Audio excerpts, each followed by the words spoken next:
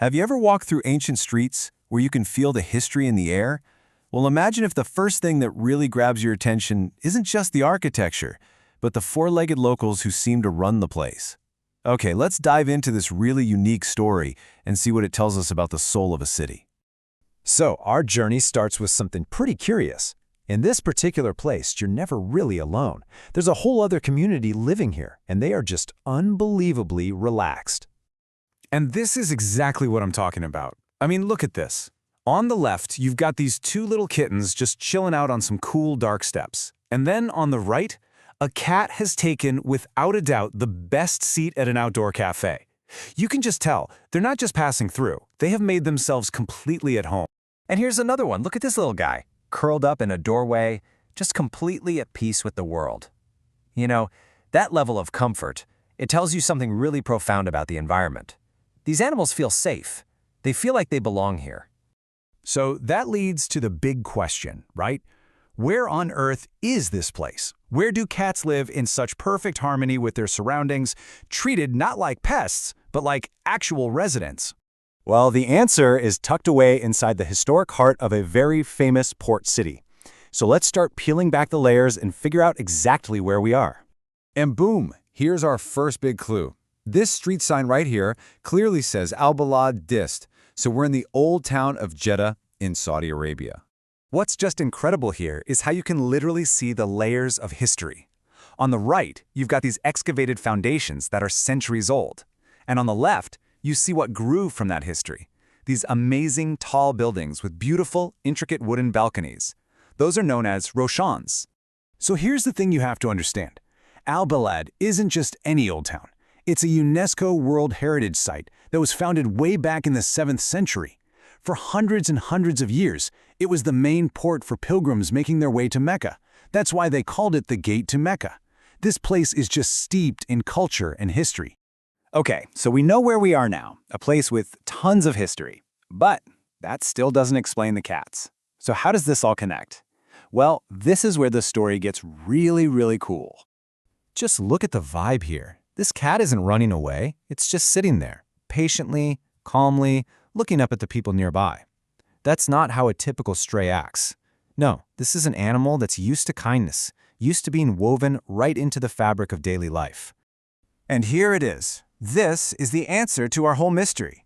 This picture shows an official cat's feeder station.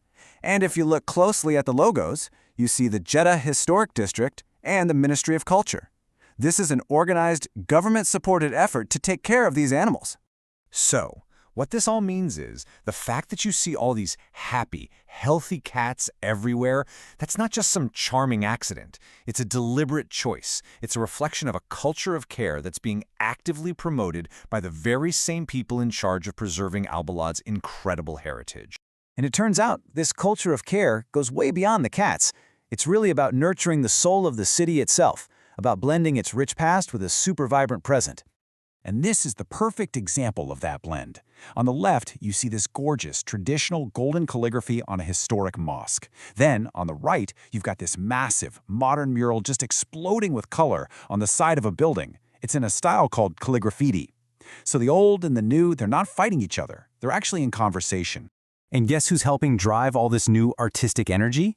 This sign for Balad Al-Fan, which translates to the country of art, it has that same logo, the Ministry of Culture. It's the same organization that's feeding the cats. It just shows this amazing, holistic approach to bringing a culture to life. So, when you're walking through these ancient lanes, you're not just in some stuffy museum. You're in a living, breathing gallery. There are art exhibitions. There are murals. There's this new creative energy that's giving the old architecture a whole new life. So what happens when you put it all together? This deep respect for history, a passion for brand new art, and this culture of care for all living things. You get something truly special. You get a living, breathing heritage. And this stuff isn't just for show. I mean, this is a traditional bread oven right there on the street, and it's almost certainly still being used. It's the perfect symbol that traditions here aren't just relics. They're an active, warm, and probably delicious part of the community's daily rhythm. And at the very same time, right around the corner, signs for contemporary art exhibitions are popping up, inviting you to come see the world through a new lens. It's a place that totally honors its roots while it's also eagerly planting new seeds for the future. And that brings us right back to where we started, with this cat just relaxing in its chair. It becomes so much more than just a cat, doesn't it? It's a symbol of Al Balad itself, totally content, well cared for, and completely comfortable in its own skin. A perfect blend of ancient history and modern life. It really leaves us with a final thought to chew on.